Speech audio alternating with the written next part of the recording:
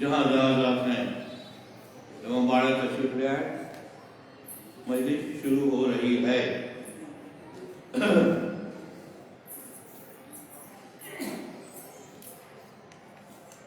فاتحہ۔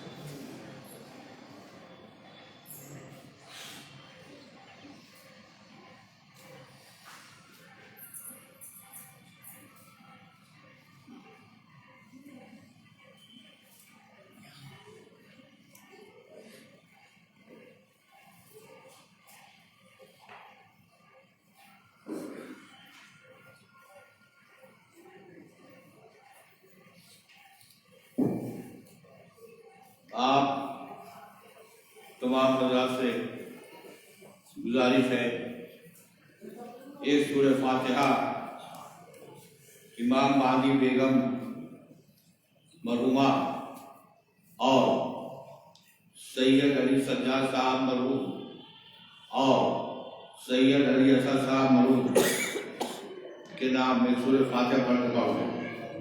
نام پھر سماعت فرما رہے ہیں۔ امام مہدی بیگم صاحبہ مرحومہ اور سید علی سجاد صاحب مرحوم اور سید علی اسد صاحب مرحوم۔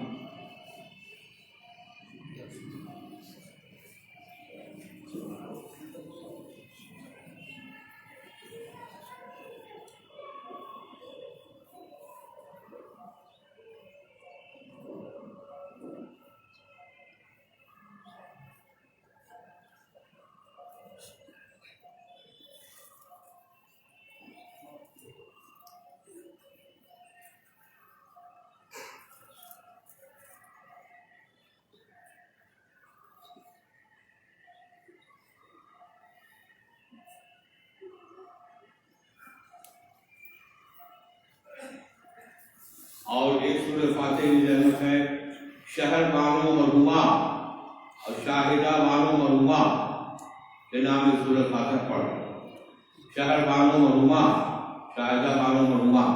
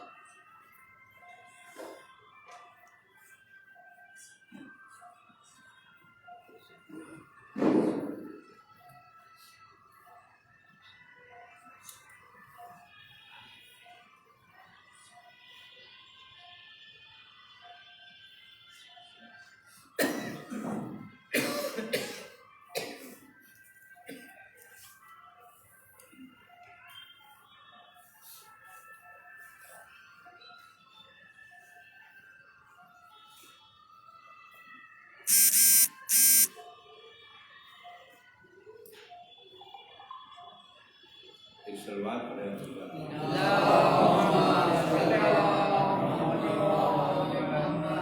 نانا کے افتخار کا ایک سلسلہ حسین،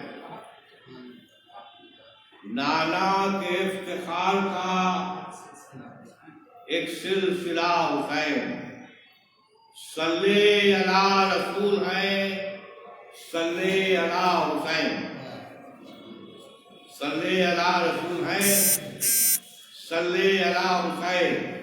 فطر اس کو آتے آتے نئے بالوں پر ملے، پطرس کو آتے آتے نئے بالوں پر ملے، ہے منفرد عطا میں کثیر العطا حسین۔ سلوات پڑھیں۔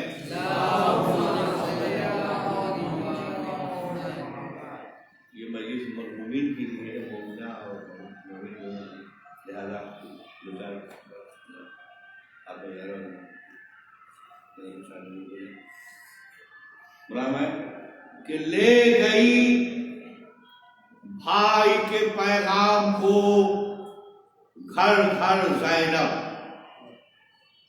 لے گئی بھائی کے پیغام کو گھر گھر زینب، جس جگہ مجلس شبیر وہاں پر زینب، فاتح کربلا حضرت شبیر مگر فاتح شام ہے شبیر کی خواہر زینب۔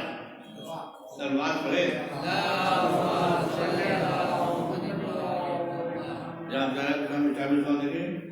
کہ وفا میں صبر میں روشن ضمیر ہے زینب، وفا میں صبر میں روشن ضمیر ہے زینب، حسینیت کی جبھی تو سفیر ہے زینب۔ امیر شام بھی اس بات کو سمجھتا تھا، غریب شہر بھی ہو کر امیر ہے زینب۔ سلوات پڑھیے۔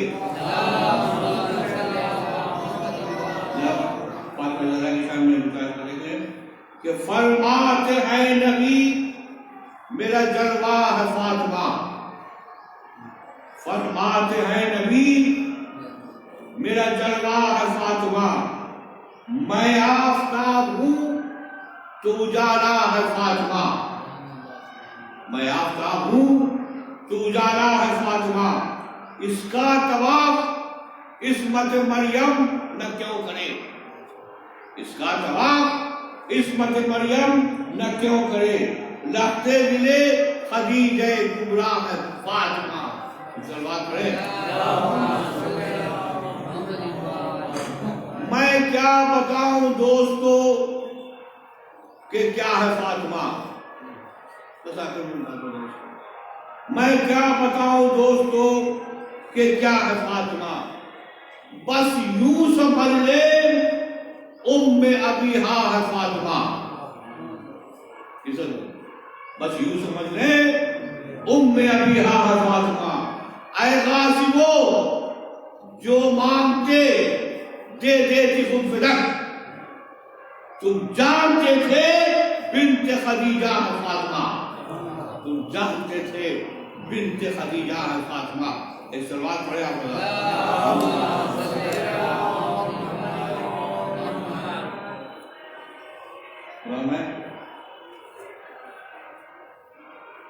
کہ جہاں میں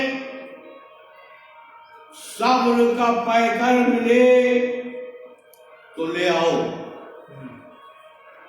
جہاں میں صبر کا پیکر ملے تو لے آؤ، کوئی حسین کا رہبر ملے تو لے آؤ، سب ایک دل ہو جہاں ایک خیال ایک نظر، سب ایک دل ہو جہاں ایک خیال ایک نظر، کہیں جواب 72 ملے تو لے آؤ۔ سلوات تو پڑھے۔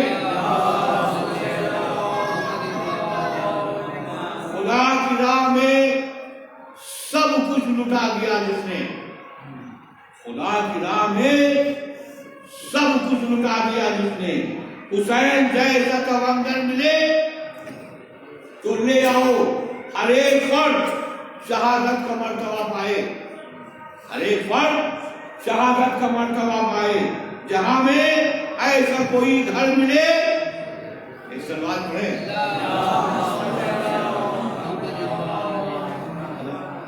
تذکرہ ہو رہا ہے تو بس بات کے ساتھ میں بڑا ہو رہا ہے، کوئی تذکرہ ہو جائے بڑا میں کہ یا علی کہہ کے لکھا حضرت عباس کا نام، یا علی کہہ کے لکھا حضرت عباس کا نام، خود قلم جھوم اٹھا لکھ کے وفادار کا نام، خود قلم جھوم اٹھا لکھ کے وفادار کا نام۔ میں نے تو اس کو سیاہی سے لکھا تھا، لیکن میں نے تو اس کو سیاہی سے لکھا تھا لیکن خود بخود روشنی دینے لگا عباس کا نام، خود بخود روشنی دینے لگا۔ بولا میں نے کہ دو ہی چیزیں ہیں جو مریضوں کو دیتی ہے شفا، دو ہی چیزیں ہیں جو مریضوں کو دیتی ہیں شفا، ایک خاک شفا، دوسرا عباس کا نام، ایک خاک شفا، دوسرا عباس کا نام۔ صلوات پڑھیں آپ۔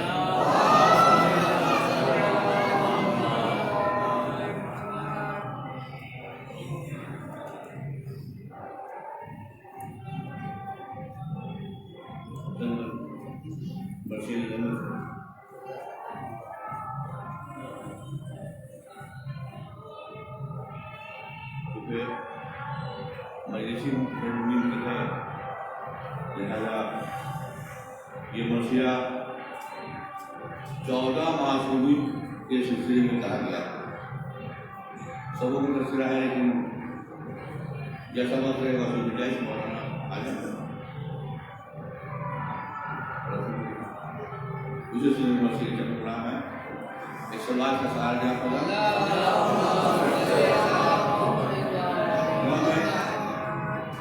اسلام ایک نظام مابعد ہے دوستو، اسلام اور یہ فکر کی سرحد ہے دوستو، اسلام درس اشرف و امجد ہے دوستو، اسلام دین آل محمد ہے دوستو، آل رسول حق کا جہاں نام ہی نہیں وہ اور کوئی چیز ہے، اسلام ہی نہیں، اسلام مصطفیٰ کی جلالت کا نام ہے، اسلام بوتراب کی قوت کا نام ہے، اسلام فاطمہ کی طہارت کا نام ہے، اسلام اہل بیت کی عظمت کا نام ہے، اسلام دل ہے فاتح بدر و حنین کا، اسلام کی رگوں میں لہو ہے غیب کا، نام ہے اسلام ہے رسول کا،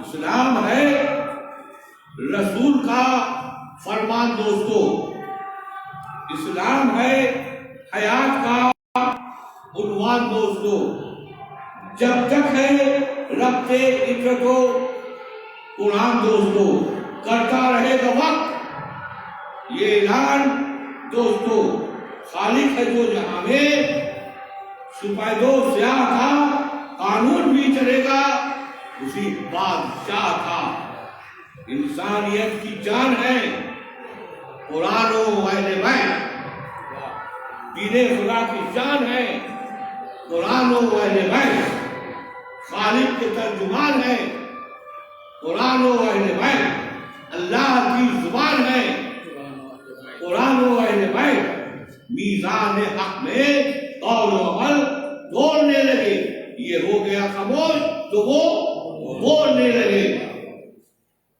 ایک سوال پڑھے آپ نے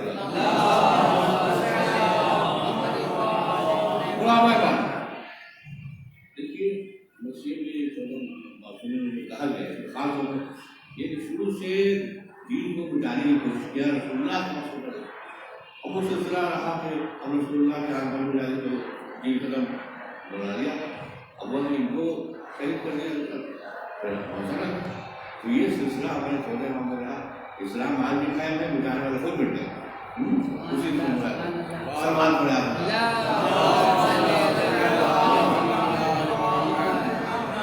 آئے رسول پاک مت دیکھیں گے، آئے رسول پاک کوئی صبح زندگی مٹنے لگی یہاں سے جہالت کی تیرگی پہنچی دل و دماغ تک، انسان کی روشنی تھپ گئے طبیعت میں برسرے دامان زندگی ایک سرد لا الہ سے کافور ہو گئے، صدیوں میں جو بنے تھے وہ بت چور ہو گئے، جو ساری کائنات سے برتر ہے وہ رسول، جو خالق حیات کا مظہر ہے وہ رسول، جو کشتی نجات کا لنگر ہے وہ رسول، جو فن اور شرف کا سمندر ہے وہ رسول، دے کر دعائیں بہتے ہیں، دے کر دعائیں ظلم کو مجبور کر دیا، پھولوں سے پتھروں کا جگر چور کر دیا، پھولوں سے پتھروں کا جگر چور کر دیا، جو پھول فضیلتوں سے بھی افضل تھا وہ نبی، جو ہر طرح سے کامل و اکمل تھا وہ نبی، جو انبیاء کی صف کا حراوت تھا وہ نبی، جو صفحہ حیات کا چندمن تھا وہ نبی، بندہ بھی ہے خدا کا، حبیب خدا بھی ہے، دنیا کی ابتدا بھی ہے اور انتہا بھی ہے۔ ایک سلام سن رہے ہیں؟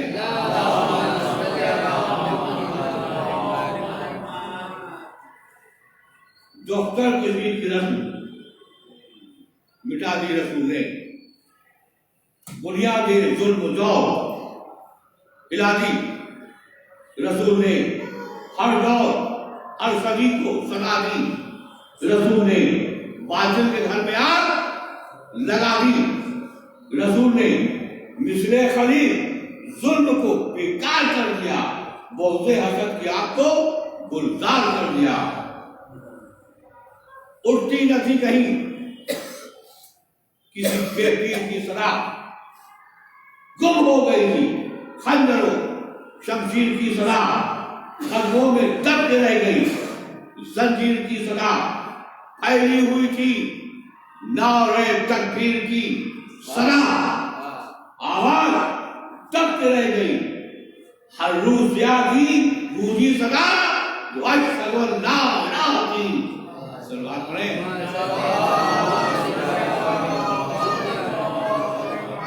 یہ صدا جو اشہد ان لا الہ کی اہلِ سے تبدیل کر دیا، آخری فیصلہ ممکن نہیں، رسول خدا سے مقابلہ ٹوٹے گا جب حیات محمد کا سلسلہ ہم جیت لیں گے، تب حق و باطل کا مرحلہ جب ہوگی آنکھ بند خدا کے رسول کی محفل گزار دیں گے، پھر وہ رسول کی، لیکن ستمگروں کی سیاست نہ چل سکے، بات نبی بھی گوشت امت نہ چل سکی، چاہا بہت پر نفس جہالت نہ چل سکی، اہل عوض کی کوئی شرارت نہ چل سکی، حق مطمئن تھا، دامن شیر راہ میں اسلام آ گیا تھا، علی کی پناہ میں۔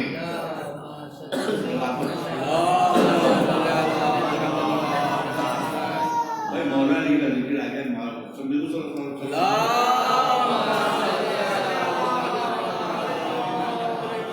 اب مولا علی شاہ میں لوگ دیکھ لیں، اسلام آ گیا علی کی پناہ میں، مولا علی شاہ سیرت میں کوئی فرق نہ صورت میں کوئی فرق، علم و عمل نہ شکل و شباہت میں کوئی فرق، قد میں تھا کوئی فرق نہ قامت میں کوئی فرق، وہی آتا کہاں سے دین و شریعت میں کوئی فرق۔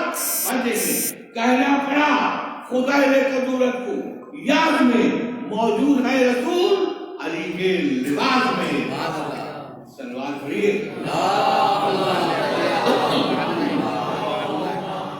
اور علی جو ذمہ دار کار نبوت تھا وہ علی، جو تاجدار ملک شریعت تھا وہ علی، جو آفتاب چرخ امامت تھا وہ علی، جو حق کی بولتی ہوئی آیت تھا وہ علی، جو ہے کتاب عزیز میں عنوان کی طرح لا ریب، جس کی ذات ہے قرآن کی طرح.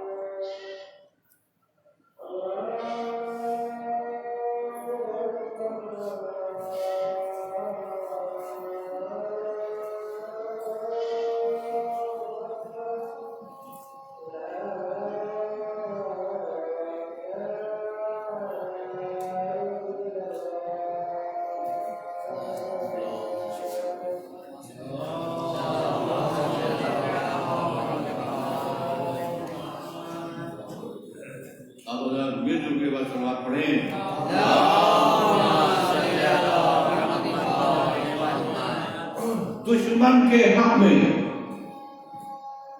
سرر بار ہے انعام، اور بے قصوں کو سایہ دیوار ہے انعام. لکھ لو اگر تو مکہ انوار ہے انعام، تاریکیوں میں شب میں سے آباد ہے انعام. روشن اسی سے دل کی امیدوں کا باغ ہے، یہ نا مومنین کے گھر کا چراغ ہے. سلمان کریں.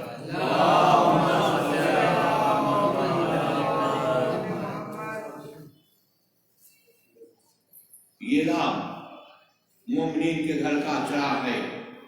شیر خدا کی مونس یاور تھی فاطمہ، گویا چراغ خانے حیدر تھی فاطمہ، اہل ستم کے حق میں پیغمبر تھی فاطمہ، قرآن علی تھے سورہ کوثر تھی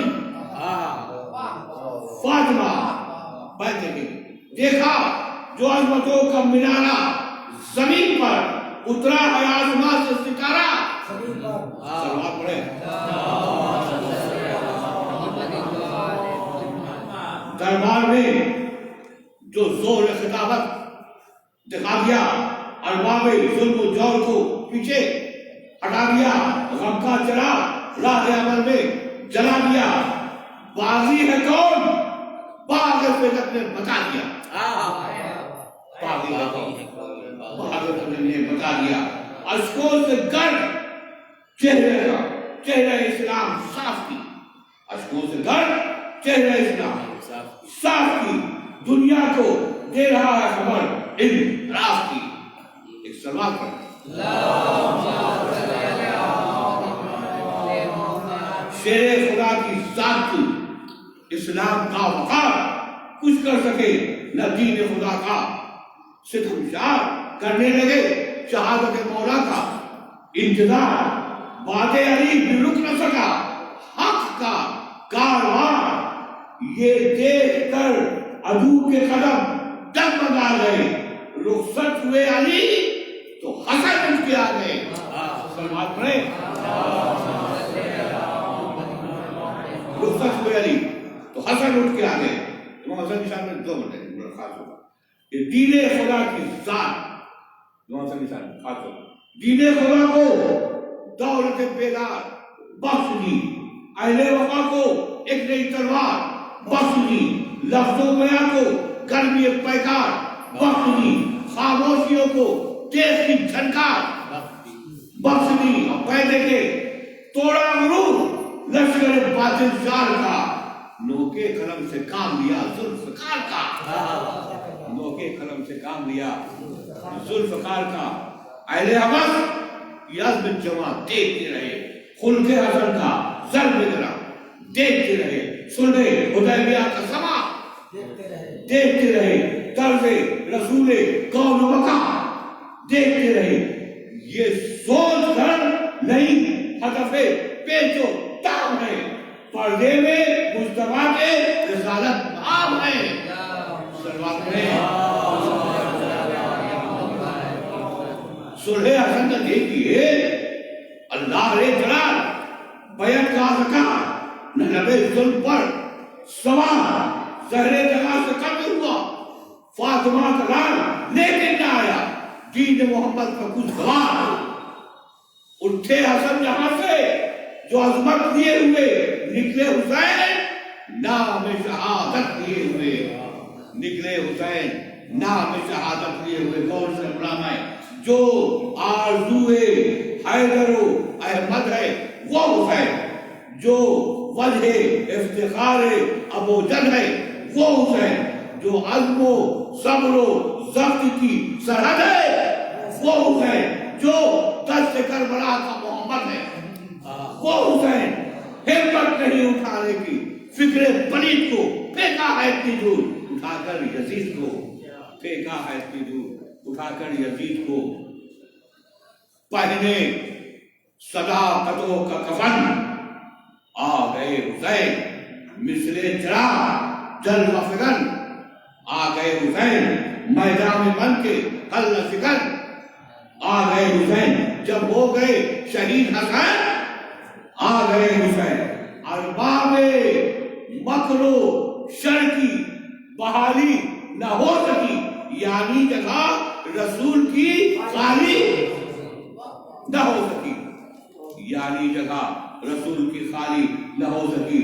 اور جب شہید ہو گیا فرزند بودرا، اٹھے زمین سے عابد مستر باب اترا، وہ ظلم کا زوال شجاعت کا وہ شمع، ڈوبا ایک آفتاب تو ابھرا ایک آفتاب، باطل مٹا نظام خلافت کے ساتھ ساتھ، حق رہ گیا وجود امامت کے ساتھ ساتھ۔ سمجھا تھا ظلم حضرت شبیر مر گئی، حامی جو دین کے تھے جہاں سے گزر گئی، عابد کی نگاہ تو چہرے اتر گئے، بیعت کے خواب گرد کی صورت بکھر گئے، موجود اب بھی بادشاہ مشرقین میں کہنا پڑا کہ آج بھی زندہ حسین ہے،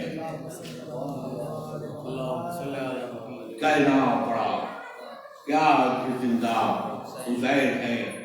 نور نگاہ فاتح خیبر تھی جس کی ذات، اور آرزوئے قلب پیغمبر تھی جس کی ذات، محبوب کبریا کا مقدر تھی جس کی ذات، جو وقت کا حسین تھا حیدر تھی جس کی ذات، برسوں دعائیں کی تھی علی رسول نے कहलाया था सलाम जिसे, खुद रसूल ने कहलाया था सलाम जिसे। सलवात पढ़े आप ऐ वर्षदारे बादशाहे मशरकैन का, है आसरा वही दिल जहरा चैन का, देखला के जोर फातहे बदरो हुनैन का, लेना है इंतकाम उसे खूने हुसैन का, गुस्से में शेर ज़ैनब में परवरदिगार है, बस मर्ज़ ये खुदा का उसे इंतजार है, रातों को अब भी करती है फरियाद सैयदा, पिछले पहर बकी से आती है ये सदा, दस्ते बला में मेरा भरा घर गुजर गया, दादी को इंतजार है, ए मेरे लाल आ डूबा हुआ लहू में मेरा नूर ऐन था, जंगल में 3 रोज का प्यासा हुसैन था, जब हक पे सारे यारो नाजिर हुए फिदा, ड्योड़ी पाक के सिफ्ते पैगंबर ने दी सदा, अब्बास मर चुके अली अकबर हुए जुदा, जाता है सर कटाने को ये गम का मुब्तला, ज़ैनब पकड़ के दिल दर ख़ैमा से हट गई, लेकिन सकीना के बेदर से निपट गई, रो रो के दी सदा मेरे बाबा न जाइए दस्ते सितम में, सैयद वाला न जाइए लिल्ला छोड़ के मुझे तन्हा न जाइए, जंगल में हो रहा है अंधेरा न जाइए, सूरत फिरा के अपनी दिखाता नहीं कोई, अरे दश्ते सितम से लौट के आता नहीं कोई, गोदी में लेके बच्ची को फिर शाह बेवतन फरमाते थे, ये चूक के सूखे हुए दहन पानी पिला न सका तुझे, हाय खस्ता सन, और ज़ैनब को दी सलाम के संभालो इसे बहन, गम से न था सफर का जो यारा हुसैन को, अरे बढ़ कर दिया बहन ने सहारा, बढ़ कर दिया बहन ने सहारा।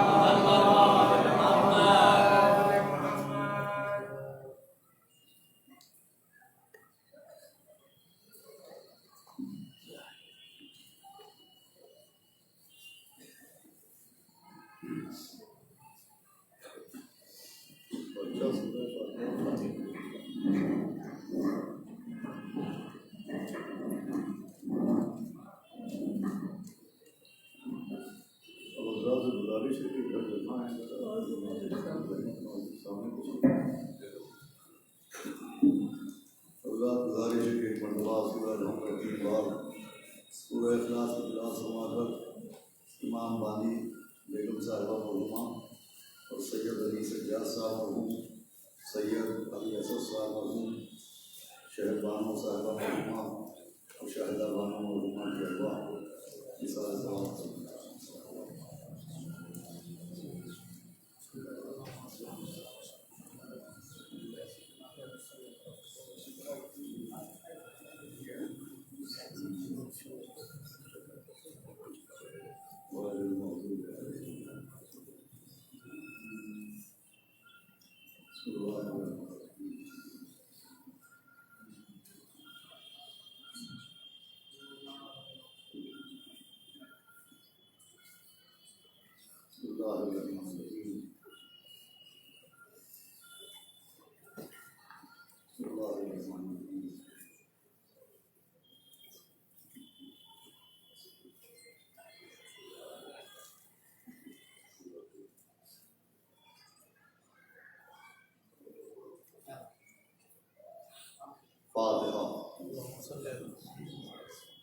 اللہ الرحمن الرحیم.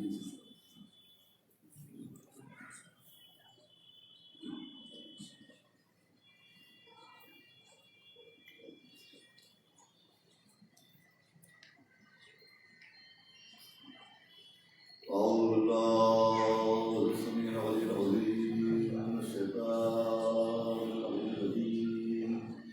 بسم الله الرحمن الرحيم. الحمد لله رب العالمين.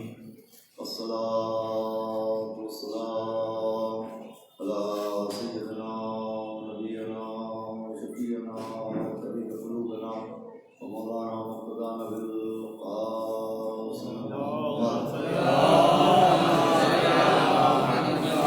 محمد وآله الطيبين الطاهرين المعصومين ولعنة الله على أعدائهم أجمعين من يومنا هذا إلى يوم الدين. أما بعد فقد قال الله سبحانه تبارك وتعالى المجيد والفرقان الحميد. بسم الله الرحمن الرحيم. إنا أكرمكم عند الله أتقاكم. صلى الله عليه وسلم. حضرت گرامی مرحومین کے رسالہ ثواب کی طرف سے منعقدہ مجلس ہے، لہٰذا آپ کے سامنے اسی مناسبت سے کچھ دیر گفتگو کرنے کے لیے میں نے قرآن مجید کی جس مشہور آیت کریمہ کے ایک تقریر میں تلاوت کرنے کا شرف حاصل کیا.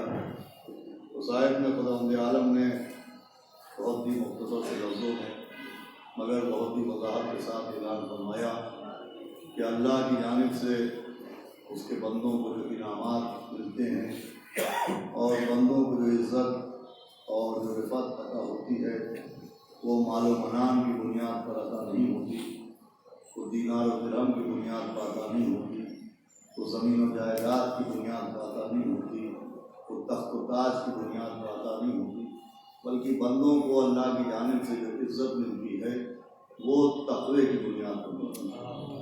یعنی اللہ کسی شخص کو عزت دینے کے لیے یہ نہیں دیکھتا کہ اس کے پاس تاج و تخت ہے کہ نہیں، اس کے پاس حکومت و سلطنت ہے کہ نہیں، اس کے پاس مال و منان ہے کہ نہیں، اس کے پاس خزانہ دنیا ہے کہ نہیں. اللہ سے اتنا دیکھتا ہے کہ اس شخص کے پاس تقویٰ ہے کہ نہیں. اگر تقویٰ ہوتا ہے تو اللہ کی جانب سے عزت عطا ہوتی ہے، اور اللہ کی نظر میں عزت دار وہی ہوتا ہے جو صاحب تقویٰ ہوتا ہے. عزیزوں، اس تقوی کی قرآن کی نظر سے اگر آپ دیکھیں تو اتنی اہمیت ہے کہ یہ قرآن جو قلب سرکار ختم مرتبت جناب احمد مصطفیٰ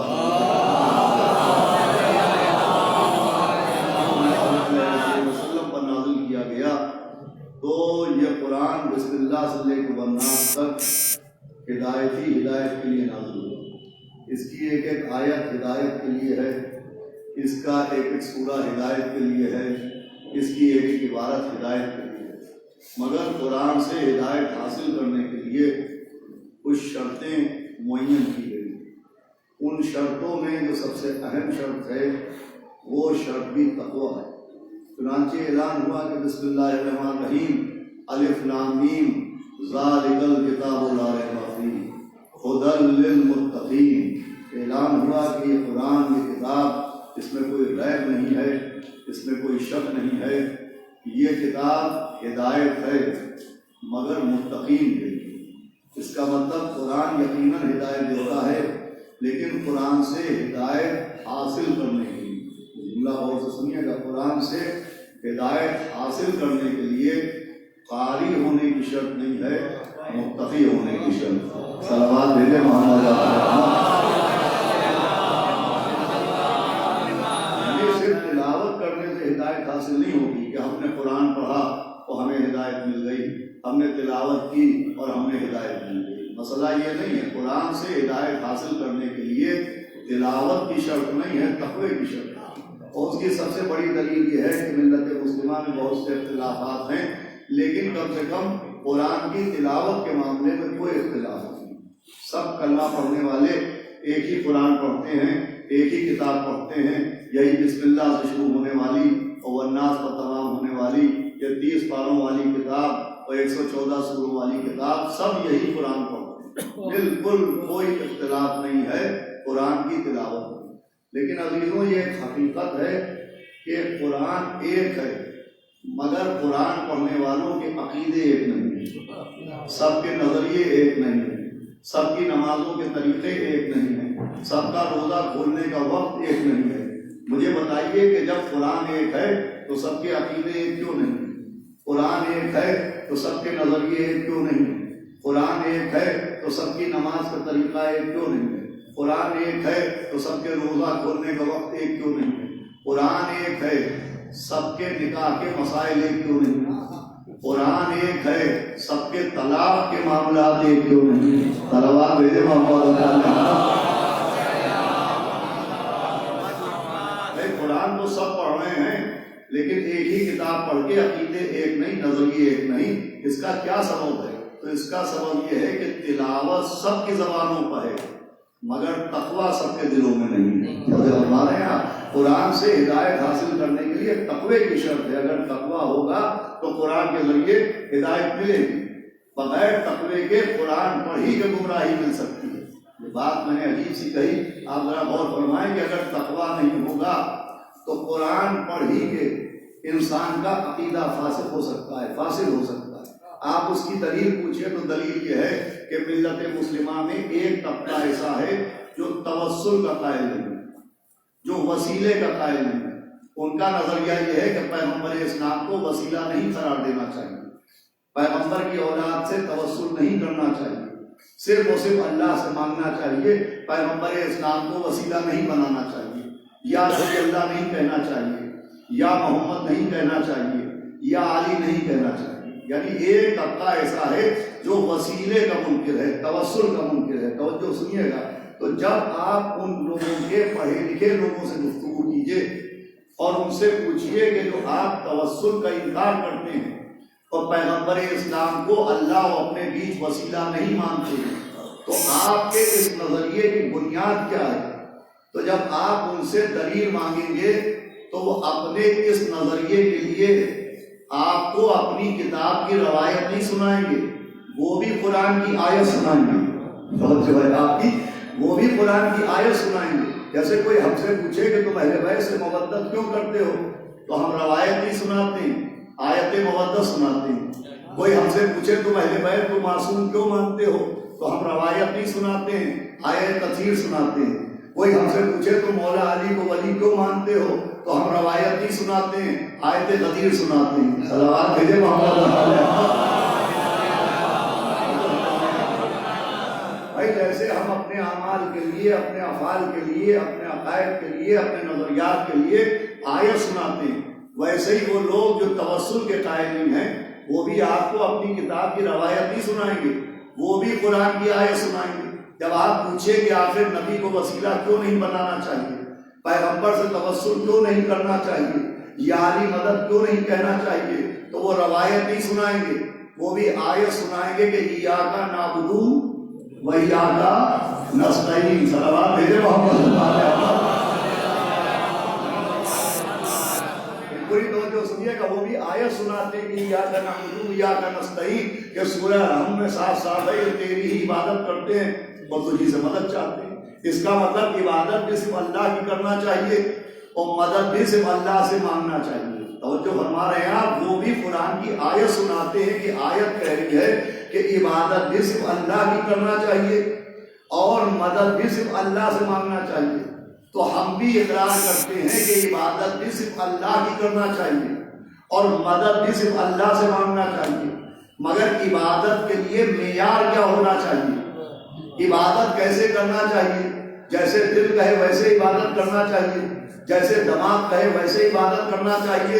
تو عبادت کے لیے معیار ہے ذات پیغمبر، عبادت ویسے کرنا چاہیے جیسے نبی نے سکھائی ہے، نماز ویسے پڑھنا چاہیے جیسے نبی نے سکھائی ہے، روزہ ویسے رکھنا چاہیے جیسے نبی نے بتایا ہے، حج ویسے کرنا چاہیے جیسے نبی نے سکھایا ہے۔ تو جیسے عبادت کے لیے ہم یہ دیکھتے ہیں کہ نبی نے عبادت کیسے کی ہے، ویسے ہی مدد کے لیے بھی تو دیکھنا پڑے گا کہ نبی نے اللہ سے مدد کیسے لی ہے؟ بھائی اگر نبی نے صرف یا اللہ کہہ کے مدد مانگی ہو تو صرف یا اللہ کہنا چاہیے، لیکن اگر نبی نے ناد علی پڑھ کے مدد مانگی ہو اللہ بھیجے محمد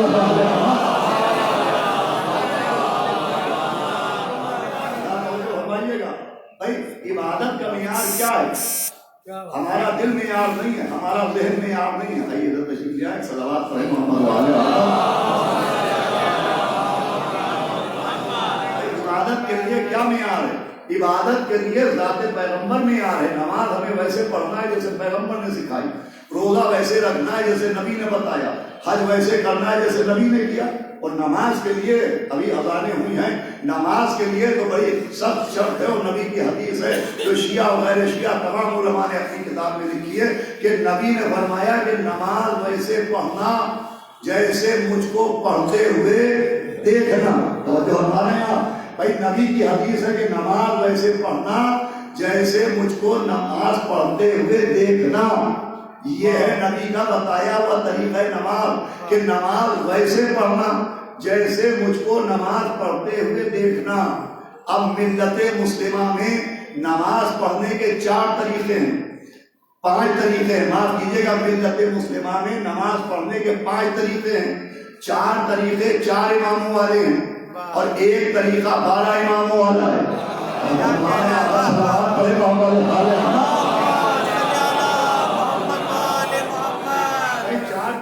ائمہ اربعہ والے ہیں اور 1 طریقہ 12 اماموں والا ہے۔ اور نبی نے کیا بتایا کہ نماز ویسے پڑھنا جیسے مجھ کو نماز پڑھتے ہوئے دیکھنا۔ اور تو سنیے گا، ویسے پڑھنا جیسے مجھے نماز پڑھتے ہوئے دیکھنا۔ اب 4 طریقوں میں جب ہم اول طریقے کے مروج کے پاس پہنچے تو ہم نے پوچھا کہ آپ نے نبی کو نماز پڑھتے ہوئے کتنی بار دیکھا؟ تو تاریخ نے کہا یہ نبی کے 80 برس بعد پیدا ہوئے، انہوں نے نبی کو نہیں دیکھا، ان کے بعد والے ان کے بعد پیدا ہوئے، ان کے بعد والے ان کے بعد پیدا ہوئے، ان کے بعد والے ان کے بعد پیدا ہوئے۔ اس کا مطلب ان طریقہ سکھانے والوں میں کسی نے نبی ہی کو نہیں دیکھا۔ اب ہم 12 اماموں کے پاس پہنچے اور 12 کے پہلے کے پاس پہنچے کہ آپ نے نبی کو کیسے نماز پڑھتے دیکھا؟ تو تاریخ نے کہا کہ 12ویں میں پہلا وہ ہے جس نے نبی کو سب سے پہلے نماز پڑھتے دیکھا، اور ہمارے یہاں پہلا وہ ہے جس نے نبی کو سب سے پہلے نماز پڑھتے دیکھا، دوسرا وہ ہے جس نے نبی کے پہلو میں کھڑے ہو کے نماز پڑھتے دیکھا، اور تیسرا وہ ہے جس نے نبی کے پیر پر بیٹھ کے نماز پڑھتے دیکھا۔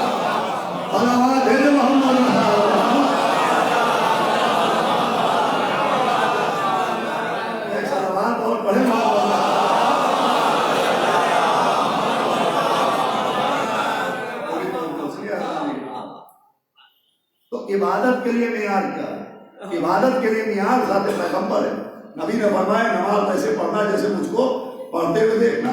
تو جیسے نماز میں دیکھا جائے گا، روزے میں دیکھا جائے گا کہ نبی نے نماز کیسے پڑھی، ویسے ہی ایاکا نعبدو و ایاکا نستعین دیکھنا پڑے گا کہ نبی نے اللہ سے مدد کیسے مانگی ہے۔ آپ متوجہ ہو گئے؟ اب آپ قرآن اٹھا کے دیکھیے کہ نبی نے اللہ سے کیسے مدد مانگی۔ تو قرآن میں آیت موجود ہے کہ نبی نے ہاتھ اٹھائے کہ وَجْعَلْ مِن لَدُنْکَ سُلْطَانًا نَصِیرًا، نبی نے کہا اے اللہ میرے لیے ایک مددگار بھیج دے۔ لیجئے نبی نے اللہ سے مدد نہیں مانگی ہے، نبی نے تو اللہ سے مددگار مانگا ہے۔ اللہ بھیجو محمد یہ روایت نہیں ہے، قرآن کی آیت ہے، یہ بیان نہیں ہے، یہ قرآن ہے۔ نبی نے کہا اے اللہ میرے لیے ایک مددگار قرار دے۔ اب یہ مددگار کون ہے؟ تفسیر نے کیا لکھا، علماء نے کیا لکھا کہ سلطانہ نصیرہ سے مراد ذات غالب کل غالب مولانا علی ابن ابی طالب۔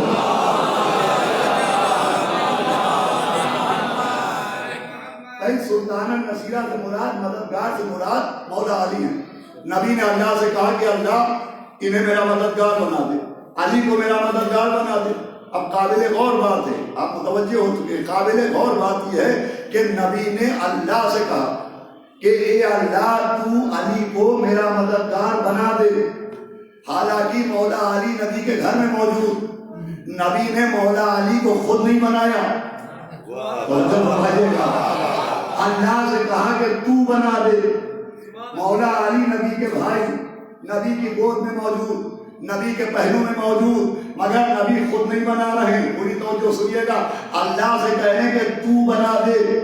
اب اسی قرآن میں جس میں آخری نبی اپنے بھائی علی کے لیے دعا کر رہے ہیں کہ انہیں میرا مددگار بنا دے، اسی قرآن میں حضرت موسیٰ اپنے بھائی ہارون کے لیے اللہ سے کہہ رہے ہیں کہ اللہ تو ہارون کو میرا وزیر بنا دے، تو ہارون کو میرا جانشین بنا دے۔ وہاں بھی ہارون موجود ہیں مگر موسیٰ خود نہیں بنا رہے، اللہ سے کہہ رہے کہ تو بنا دے۔ کلیم اللہ سے لے کے حبیب اللہ تک، صاحب تورات سے لے کے صاحب قرآن تک، دو گواہیوں سے ایک دلیل مل رہی ہے۔ موسیٰ نے بھی اپنے بھائی کو خود نہیں بنایا، اللہ سے کہا تو بنا دے۔ نبی نے بھی اپنے بھائی علی کو خود مددگار نہیں بنایا، اللہ سے کہا کہ تو بنا دے۔ سمجھایا کہ سمجھو دین کسے کہتے ہیں اور شرک کسے کہتے ہیں۔ کے حوالے دین کسے کہتے ہیں، شرک کسے کہتے ہیں۔ جہاں خود بنایا جائے وہاں شرک ہے، جہاں خدا بنایا وہاں دین ہے۔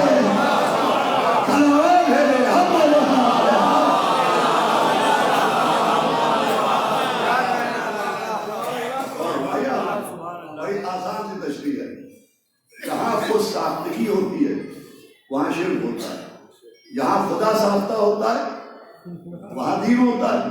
سمجھایا گیا دین و شرک کا فرق سمجھو، توحید و شرک کا فرق سمجھو۔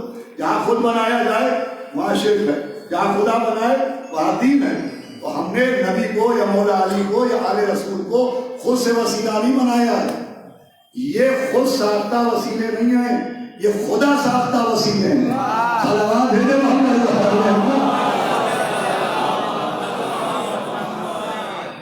صاحب، یہ تو عقیدت کی باتیں ہیں، حقیقت کی بات کیجیے تو چلیے حقیقتی کی بات کرتے ہیں۔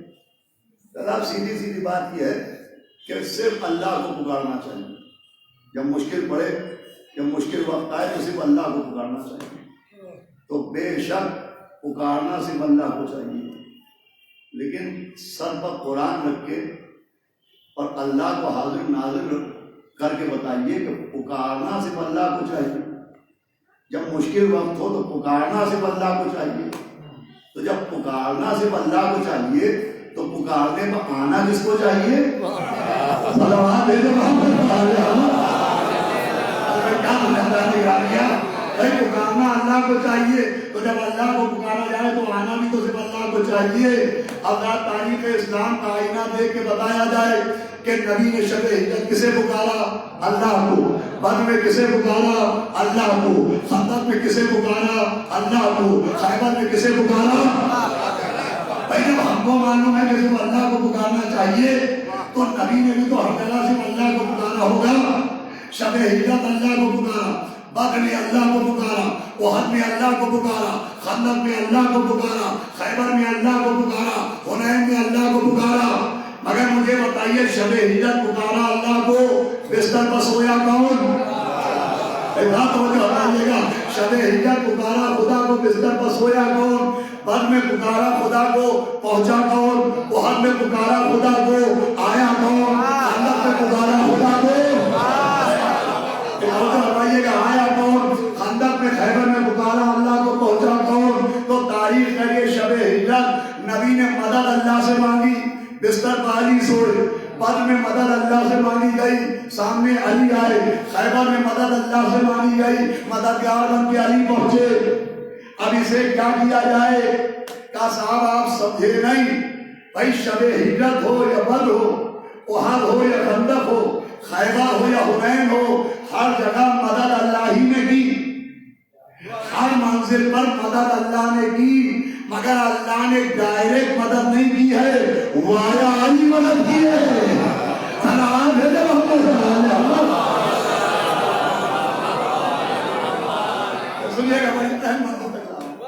مدد اللہ نے کی مگر مولا علی کے ذریعے مدد کی۔ اس کا مطلب اللہ مدد کرتا ہے مگر وہ بھی علی کے ذریعے مدد کرتا ہے۔ بھائی بڑی خاص منزل ہے جس کے لیے متوجہ کر رہا ہوں. اللہ ہی مدد کرتا ہے مگر مولا علی کے ذریعے. وہ بھی مولا علی کو وسیلہ بناتا ہے. اس کا مطلب علی وسیلہ ہے مگر ون میں وسیلہ نہیں ہے. علی وسیلہ ہے مگر ون میں نہیں ہے. ہم کو بھی حکم دیا گیا بسم اللہ الرحمن الرحیم یا ایھا الذین آمنوا اتقوا اللہ وابتغوا الیہ الوسیلہ کہ ایمان لانے والوں تقوی اختیار کرو اور وسیلے کی جستجو کرو. ہم کو بھی حکم دیا گیا وسیلہ بناؤ. اب یہ وسیلہ کون ہے؟ نبی کی حدیث ہے یا علی انتا وسیلۃ اللہ. اے علی آپ وسیلہ ہیں اللہ کی طرف. جو ہمیں گا یا علی انتا وسیلۃ اللہ. ہمیں بھی حکم دیا کہ دعا کرو تو علی کو وسیلہ بناؤ. مشکل پڑے تو علی کو وسیلہ بناؤ. مجھے پکارنا ہو تو علی کو وسیلہ بناؤ. ہمیں بھی حکم دیا کہ علی کے وسیلے سے مدد مانگو. بھائی ہمارے لیے بھی حکم ہے کہ مدد کے لیے علی کو وسیلہ بناؤ اور خود بھی اللہ نے مدد کرنے کے لیے مولا علی کو وسیلہ بنایا. اس کا مطلب یہ دوہرا وسیلہ ہے. جس کے ذریعے یہاں کی دعا وہاں جائے وہ بھی علی. جس کے ذریعے اس کی مدد وہاں سے یہاں آئے. بیٹا میرے ساتھ رہیے گا. بھائی جس کے ذریعے یہاں کی دعا وہاں جائے وہ بھی علی. جس کے ذریعے وہاں کی مدد یہاں آئے وہ بھی علی. بھائی جس کو ہم وسیلہ بنائیں مدد مانگنے کے لیے وہ بھی علی. جس کو اللہ ذریعہ بنائے مدد کرنے کے لیے وہ بھی علی. اچھا اب ہم نے مدد مانگی مولا علی کے ذریعے تو یہ کس بات کی دلیل ہے؟ یا علی انتا وسیلۃ اللہ. یہ دو لفظ بڑے جانے پہچانے ہیں جو ہم صبح و شام اپنی زبان پر جاری کرتے ہیں. نماز پڑھتا ہوں میں قربتاً اللہ. روزہ رکھتا ہوں میں قربتاً اللہ. صدقہ دیتا ہوں میں قربتاً اللہ. پوری توجہ سنیے گا. یہ دو لفظ بڑے جانے پہچانے. اللہ کا مطلب ہے فار گاڈ. اللہ کا مطلب ہے فار گاڈ. تو جب ہم نے علی کو وسیلہ بنایا مدد مانگنے کے لیے تو یہ علی کے اللہ ہونے کی دلیل. بھئی اگر یہ بات رہ جاؤ گے تو میری پوری محنت اکارت ہو جائے گی. جب ہم نے مولا علی کے ذریعے مدد مانگی تو یہ علی کے اللہ ہونے کی دلیل. مگر جب اللہ نے علی کے ذریعے مدد کی تو یہ کس بات کی دلیل ہے؟ تو جب ہم علی کو ذریعہ بنائیں تو یہ علی کے اللہ ہونے کی دلیل. جب اللہ ان کے ذریعے مدد کرے تو یہ علی کے من اللہ ہونے کی دلیل. بھائی بات بہت کہی میری. اس کا مطلب اللہ بھی علی ہے من اللہ بھی علی ہے.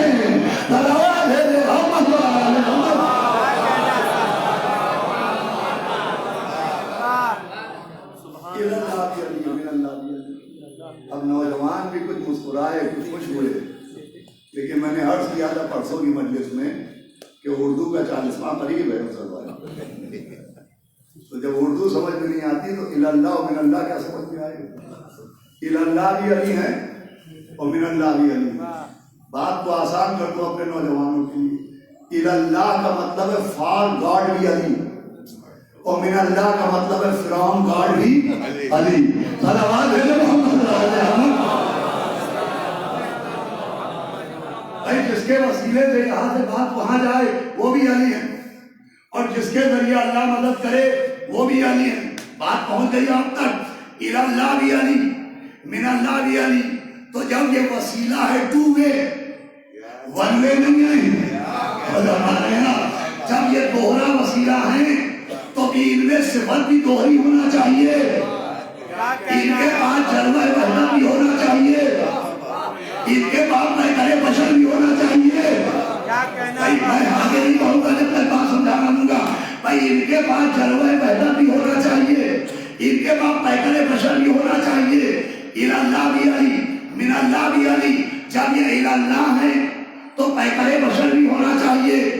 جب یہ من اللہ ہے تو ان کے پاس نور خدا بھی ہونا چاہیے. بھائی ان کا نور ہونا بھی ضروری ہے. ان کے پاس محضر بشر ہونا بھی ضروری ہے.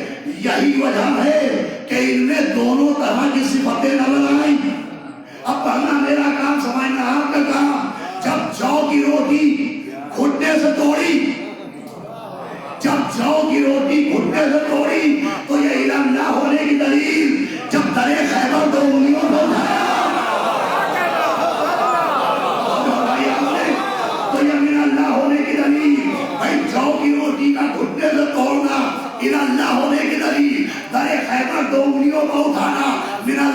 کے دلیل جب کوفے کے ممبر سے علی کا خطبہ سنائی دے تو یہ اللہ ہونے کی دلیل، مگر جب معراج میں لہجہ سنائی دے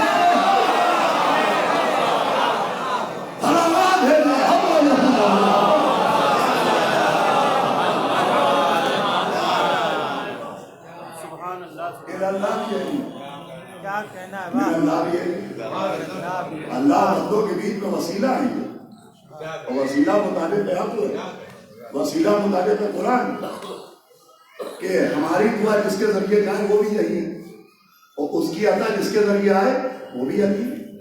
ان کا وسیلہ ہونا ضروری ہے، اس لیے کہ اگر اللہ خود مدد کرنے آ جائے اور یا ہم یہاں سے خود مدد مانگنے پہنچ جائیں تو دونوں باتیں ناممکن ہیں۔ وہ ہم تک آئے یہ شان وحدت کے خلاف ہے، ہم اس تک پہنچ جائیں یہ اوقات بشریت کے خلاف ہے۔ فنوان بھیجے محمد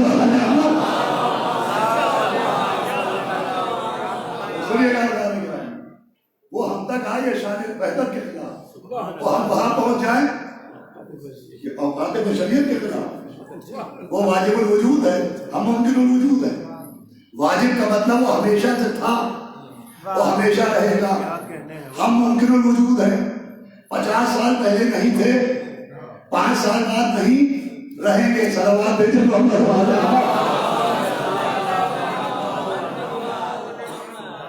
تب توحید سے فیض حاصل کرنے کے لیے، وحدت سے استفادہ کرنے کے لیے ضروری ہے کہ اللہ و بندوں کے بیچ میں کوئی وسیلہ ہو۔ اگر یہ وسیلہ نہیں ہوگا تو نہ یہاں کی دعا وہاں جائے گی اور نہ وہاں کی عطا یہاں آئے گی۔ اس بات کو سمجھانے کے لیے ہمارے علماء نے ایک بہت پیاری مثال پیش کی ہے، وہ سنیے گا اور گفتگو کو آخری منزل تک پہنچاؤں گا۔ وہ مثال یہ ہے کہ جیسے آگ اور پانی یہ دونوں متضاد اشیاء ہیں، آگ اور پانی۔ آگ اور پانی میں کبھی ارتباط نہیں ہو سکتا، کنیکٹیوٹی نہیں ہو سکتی۔ آگ اور پانی، اگر آگ زیادہ ہے اور پانی کم ہے تو آگ پانی کو بھاپ بنا کے اڑا دے گی، اور اگر پانی زیادہ ہے اور آگ کم ہے تو پانی آگ کو بجھا دے گا۔ ان دونوں میں کنیکٹیوٹی نہیں ہو سکتی۔ سنیے گا، اگر آگ بہت زیادہ ہے اور پانی کم تو پانی بھاپ بن کے اڑ جائے گا، پانی زیادہ ہے آگ کم تو آگ بجھ جائے گی۔ لیکن اب اگر آگ کی گرمی، آگ کی حرارت، آگ کی ہیٹ پانی تک پہنچانا ہو تو کیا کیا جائے؟ بھائی اگر آگ کا فائدہ پانی تک پہنچانا ہو تو کیا کیا جائے؟ تو اب نے راستہ سجایا کہ ایک ظرف لیا جائے، پوری طور پر رکھے گا، ایک برتن لیا جائے، ایک ظرف لیا جائے اور پانی کو برتن کے اندر رکھا جائے اور ظرف کو آگ کے اوپر رکھا جائے۔ اب یہ ظرف آگ سے حرارت لیتا رہے گا اور پانی کو حرارت دیتا رہے گا، جیسے نبی و آل رسول ادھر کی عطا لیتے رہیں گے۔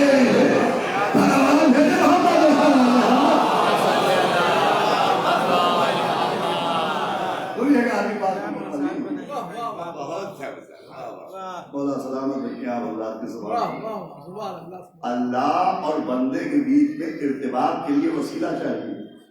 جیسے آگ کی گرمی اگر پانی تک پہنچانا ہو تو اس کے لیے ایک وسیلہ چاہیے، ظرف چاہیے۔ یہ بات مکمل نہیں ہوئی، ابھی تو مجھے آپ سے ایک سوال کرنا۔ برتن آگ سے گرمی لیتا رہے گا تو پانی کو گرمی دیتا رہے گا، جیسے نبی و مولا علی ادھر کی عطائیں لیتے رہیں گے، ہم کو عطائیں دیتے رہیں گے، ہماری دعائیں لیتے رہیں گے، وہاں تک دعاؤں کو پہنچاتے رہیں گے۔ اب مجھے یہ بتائیے، سوال یہ کرنا ہے کہ جو برتن کے اندر ہے اسے کیا کہیں گے؟ جو برتن کے اندر ہے اسے کیا کہیں گے؟ پانی۔ اور برتن جس کے اوپر اسے کیا کہیں گے؟ ہاں، برتن کے اندر جو ہے وہ پانی ہے اور ظرف یعنی برتن جس کے اوپر ہے وہ آگ ہے۔ مجھے بتائیے برتن کو کیا کہیں گے؟ جو برتن کو آگ کہے وہ بھی غلط، جو برتن کو پانی کہے وہ بھی غلط، جو برتن کو آگ کہے وہ بھی غلط، جو برتن کو پانی کہے وہ بھی غلط۔ بھائی علی اللہ و بندوں کے بیچ میں وسیلہ ہے، جو علی کو اللہ کہے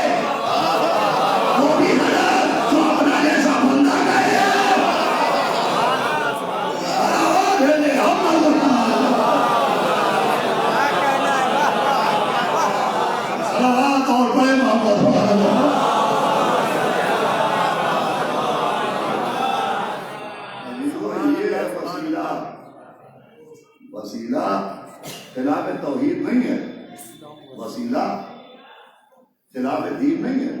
بہت سے لوگ، میں نے عرض کیا نا کہ قرآن کے لیے تقویٰ ضروری ہے، قرآن سمجھنے کے لیے، ورنہ قرآن پڑھی کے بہت سے کنفیوژن پیدا ہوتے ہیں۔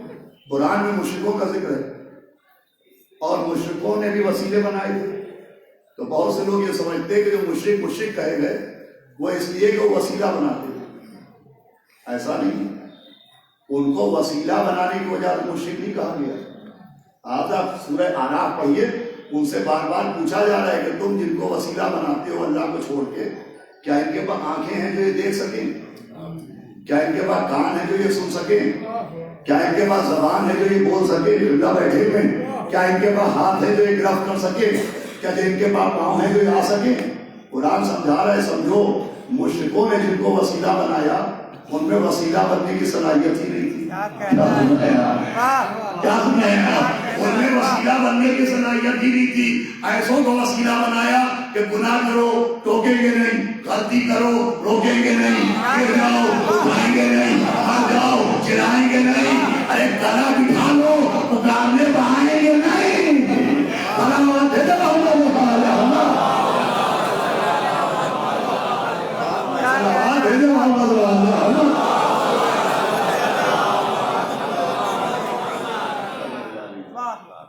جو خود سے بنایا جائے بغیر حکم خدا کے بنایا جائے وہ شرک ہوتا ہے۔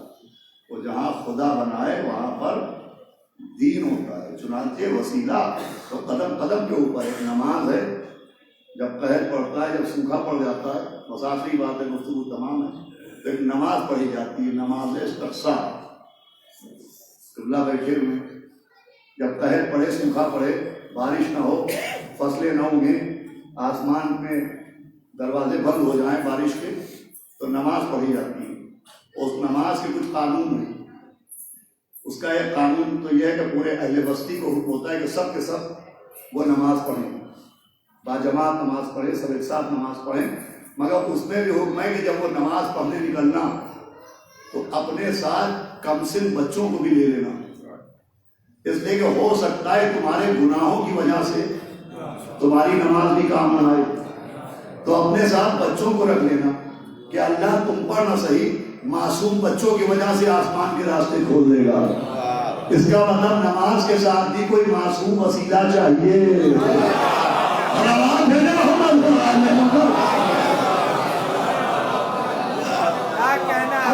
بغیر صلوات کے نماز کیوں نہیں ہے؟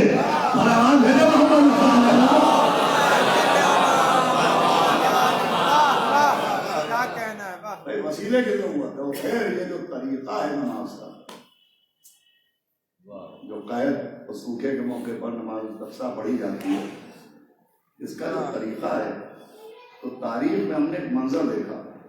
وہ منظر یہ تھا کہ اعلان رسالت سے پہلے، ابھی پیغمبر نے اعلان رسالت نہیں کیا تھا، شیعہ اور غیر شیعہ سب نے اس واقعے کو کتاب میں لکھا ہے کہ اعلان رسالت سے پہلے ابھی پیغمبر اسلام کم سن تھے، 12 برس کا سن تھا آپ کا، تو مکے میں قحط پڑ گیا، آسمانوں کے راستے بند ہو گئے، بادلوں نے شہر مکہ سے گزرنا بند کر دیا، زمین میں اناج میں اگنا بند کر دیا، قحط پڑا ہوا تھا۔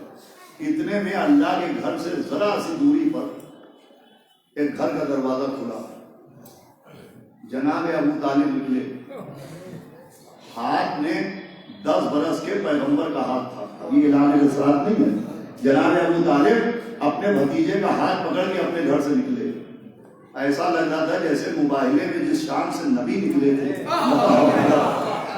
اسی شان سے جناب ابو طالب نکلے، وہاں حسن مجتبیٰ کا ہاتھ پکڑے پیغمبر نکلے، یہاں جناب ابو طالب نبی کا ہاتھ پکڑ کے نکلے اور خانہ کعبہ کے پاس آئے اور کعبے کی دیوار سے نبی کی پشت کی مسجد کو مس کیا۔ تو جو ہمائیے گا پیغمبر کی پیٹھ کو کعبے کی دیوار سے مس کیا۔ اس کے بعد جناب ابو طالب نے ایک مرتبہ نبی کے چہرے کو دیکھا، پھر آسمان کو دیکھا، نبی کے چہرے کو دیکھا، پھر آسمان کو دیکھا، نبی کے چہرے کو دیکھا، پھر آسمان کو دیکھا۔ ابو طالب نے زبان سے کچھ نہیں کہا، صرف رحمت للعالمین کا چہرہ دیکھتے ہیں، کیا سننا ہے، اور رب العالمین کی جانب متوجہ ہوتے ہیں۔ جیسے ہی ابو طالب نے نبی کے چہرے پر نظر ڈال کے آسمان پر نظر کی वैसे ही रहमत की बंदियां उमड़ने लगी, पानी बरसने लगा। अब जनाब अबू तालिब की शान भी यही तो समझी जाए। अबू तालिब ने कुछ कहा नहीं, सिर्फ आंखों से नबी का चेहरा देखा तो बारिश होने लगी। इसी को तो ऐनुल्लाह का बाप कहते हैं।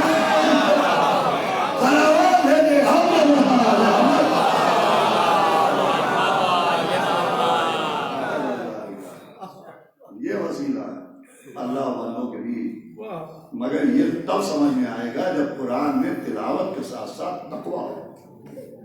अगर तकवा नहीं होगा तो खाली कारी बनने से काम नहीं चलेगा। कारी कुरान का मुत्तकी होना जरूरी है। खाली हमने पढ़ा, हमारी समझ में आ गया, हमने कुरान सुना तो हमें हिदायत मिल गई, ऐसा नहीं। अरे हम तो हम हैं। हम जब कुरान पढ़ते हैं तो बहुत कोशिश के बावजूद भी न जाने कितनी गलतियां हो जाती हैं, न जाने कितनी खताएं हो जाती हैं। हमारे कुरान पढ़ने में न जाने कितनी गलतियां होती हैं। लेकिन आप सोचिए, पैगंबर इस्लाम खुद जो कुरान है वो कुरान सुना रहे थे। मक्के के कुफार नबी से कुरान सुन रहे थे, नबी से आयतें सुन रहे थे, मगर नबी से सुनने के बावजूद वो नहीं सुधरे। तो क्या तिलावत की कमी थी? नहीं, तक़वे की कमी थी।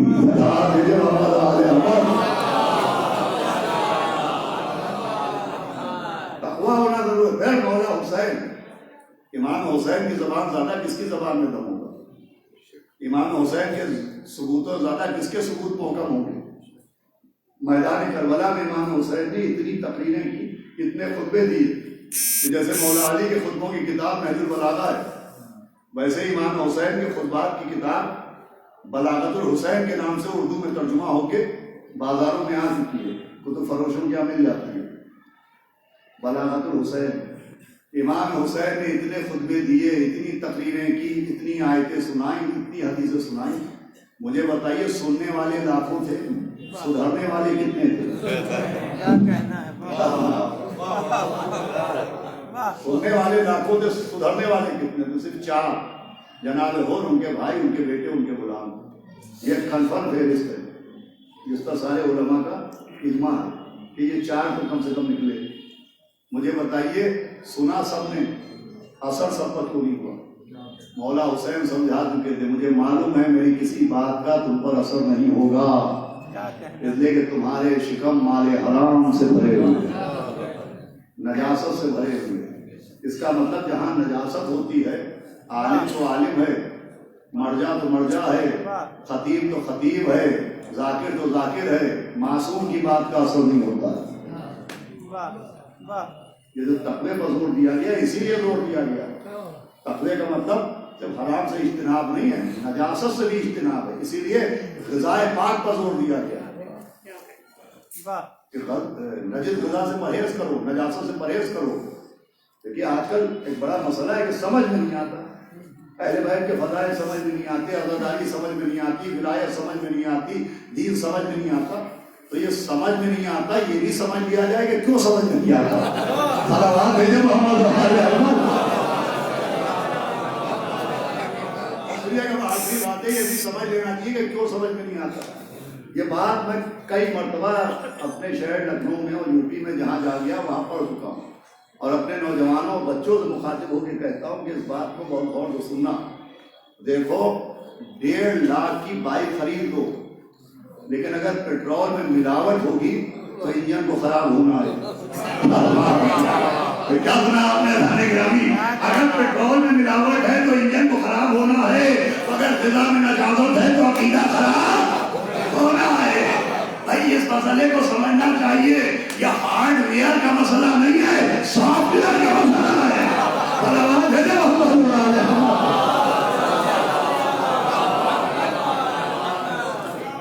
हार्डवेयर की प्रॉब्लम नहीं है, सॉफ्टवेयर में वायरस न लगने पाए।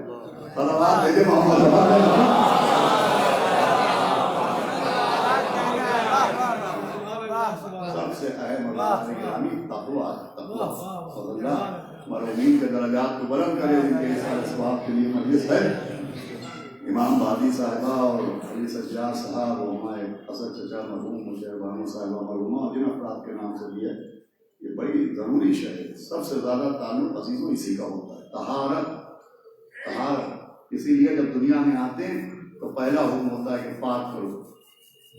جب دنیا سے جاتے ہیں تو پہلا حکم ہوتا ہے کہ پاک کرو. پیدا ہوئے تب بھی غسل ہے, مر گئے تب بھی غسل.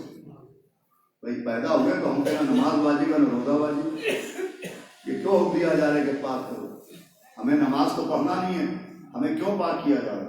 کہ نماز تو نہیں پڑھنا ہے, ابھی اذان کو سننا ہے. ابھی دائیں کان میں اذان کہی جائے گی, بائیں کان میں اقامت کہی جائے گی.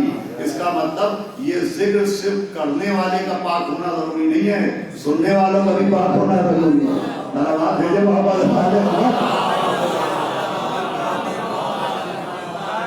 تقوی کا مطلب یہ ہے پاکیزگی, تقوی کا مطلب یہ ہے پرہیزگاری, تقوی کا مطلب یہ ہے کہ حرام سے اجتناب.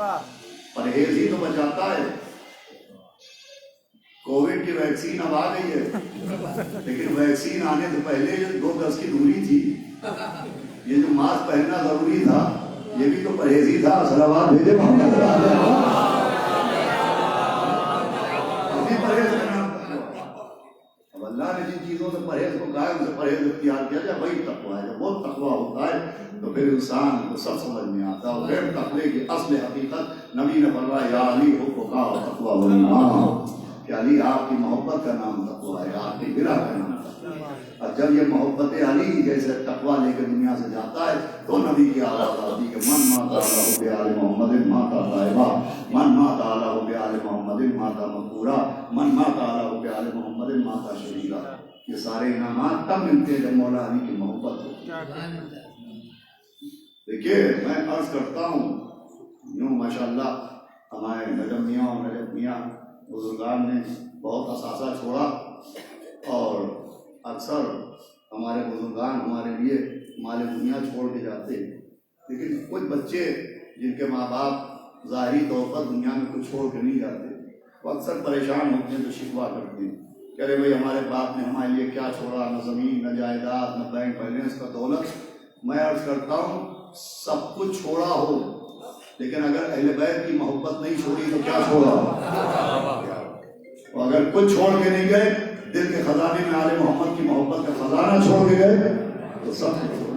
یہی سب سے بڑی دولت ہے, یہی سب سے بڑا اثاثہ ہے جو اس دنیا میں بھی کام آتا ہے, مرنے والوں کو مرنے کے بعد بھی کام آتا ہے, اور پھر زندگی میں بھی. میں کل پرسوں کی مجلس میں عرض کر رہا تھا کہ جو مجلس ایصال ثواب ہوتی ہے محبت اہل بیت کی وجہ سے ہوتی ہے, یہ بھی صرف مرحوم کے درجات کی بلندی کا سبب نہیں ہوتی, بلکہ دکھے ہوئے دلوں کا مرہم ہوتی. میں نے شاید پرسوں عرض کیا تھا تنو بھائی کہ طاہر ولی صاحب فرماتے تھے کہ 2 باتیں آدمی کے ذہن کے توازن کو بگاڑ دیتی ہیں, ایک حد سے زیادہ خوش ہو جانا اور ایک حد سے زیادہ غمزدہ ہو جانا. یہ فضائل اس لیے ہیں کہ اگر کتنے ہی بلند ہو جاؤ تم, لیکن اہل بیت کی بلندی پر نظر رہو گے تو دماغ کا توازن باقی رہے گا, اور کتنے ہی غمزدہ ہو جاؤ زہرا کا لٹا ہوا گھر صاف رہے گا تو ہر مصیبت پیش کرے. خدا کی قسم نہ ایسے فضائل کہیں نظر آتے ہیں نہ ایسی مصیبتیں کہیں نظر آتی. موتیں ہر گھر میں ہوتی ہیں, جنازے ہر گھر سے اٹھتے ہیں, لاشیں ہر گھر سے نکلتی ہیں, لیکن جہاں موت ہوتی ہے وہاں 1 سال 2 سال بعد بارات بھی نکلتی نظر آتی ہے. جہاں سے رونے کی آوازیں آتی ہے وہاں سے قہقہوں کی آوازیں بھی آتی ہیں. مگر ہائے خانہ زہرا, ہائے خانہ زہرا, ابھی ایام عزائے فاطمی گزر چکے ہیں, آپ مسائل سن چکے ہیں. ہائے خانہ زہرا. جناب فضا کہتی ہیں کہ میں دیکھتی تھی جب سے میری شہزادی کے پہلو پر دروازہ گرایا گیا, میری شہزادی داہنے ہاتھ سے تسبیح نہیں پڑھ پاتی تھی, اور آپ بیٹھے بیٹھے نماز پڑھتی تھی, آپ کھڑے ہو کے نماز نہیں پڑھ پاتے.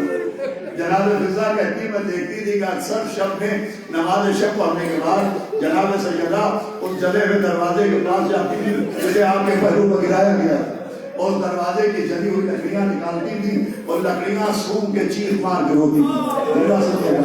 جناب فضا کہتی ہے کہ میں نے پوچھا بی بی میری مالکہ میری شہزادی آپ یہ جلی ہوئی دروازے کی لکڑیاں سونگ کے روتی کیوں ہیں؟ تو کہا فضا تجھے کیا معلوم, ان لکڑیوں میں سے مجھے اپنے محسن کے خون کی خوشبو آتی ہے. آئے میرا محسن جس کا نام میرا بابا رکھے گیا. عزیزو یہ ہو گیا, یہ ظلم ہوا تھا. میں نے عرض کیا فرمایا کہ ایک بار مصیبت آتی ہے، 2 بار آتی ہے، بار بار تھوڑی ہوتا ہے، لیکن ہائے خانے سیدہ، اس ذہن میں رکھیے گا، جناب سیدہ اپنے گھر میں دروازے کی جلی لکڑیاں سون سون کے اپنے موسم کو یاد کر کے روتے، وقت گزرتا گیا گزرتا گیا گزرتا گیا، 50 سال گزرے تھے کہ کربلا میں سیدہ کا گھر اجڑ گیا، جناب عباس کے بازو ختم کر دیے گئے، جناب قاسم کے لاشے پر گھوڑے دوڑائے گئے، 18 برس کے علی اکبر کے سینے میں نیزہ مارا گیا، 6 مہینے کے علی اکبر کے گلے پر نشانہ تاج کے تیر مارا گیا، جس گلے پر نبی نے بوسے لیے تھے اس گلے پر کوئی خنجر چلایا گیا، اور بادے قد شہادہ کا بھائی حسنہ گھر کرا کے خاک پر ڈالا رسول اللہ کا، شامیہ بستند بازو زینب و رسولہ توقع اندر گلوے سید سجاد رہا۔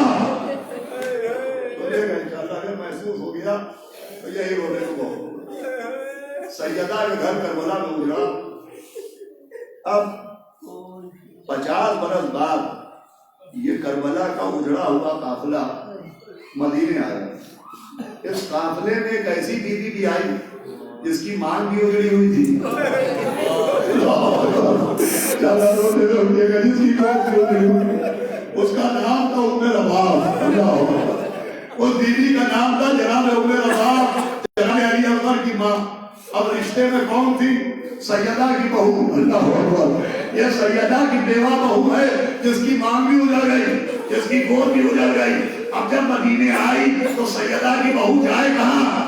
تو سیدہ کی بہو سیدہ کے گھر میں آئی، اس گھر میں جہاں سیدہ چلی لکڑیاں سون سون کے اپنے موسم کو روتی تھی، اسی گھر میں سیدہ کی بہو آئی، ام رباب آئی، اور ایک دن وہ بھی آیا جب ام رباب دنیا سے چلی گئی، جب ام رباب کو خوش ہو رہا تھا تو ایک عورت نے دیکھا کہ ام رباب کی چادر کے کونے میں کوئی بندھا ہوا ہے، اس عورت نے کہا رے بیویوں دیکھو، شاید ام رباب نے اپنی چادر میں زیور باندھے ہیں، لیکن اب جو چادر کھولی گئی تو زیور نہیں نکلے، علی اصغر کے جھولے کی جلی ہوئی لکڑیاں۔ ارے جس گھر میں سیدہ چلے لکڑیوں کو سینے سے لگا کے آئے میرا موسے، اسی میں ام رباب، آئے میرا عمر، آئے میرا یجمان، آئے میرا اللہ لعنت اللہ علی القوم الظالمین، یا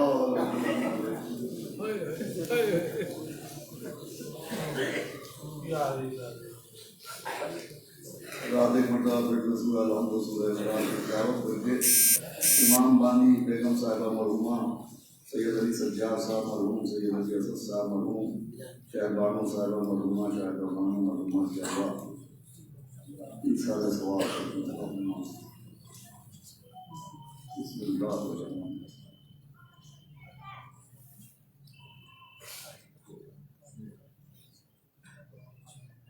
بسم اللہ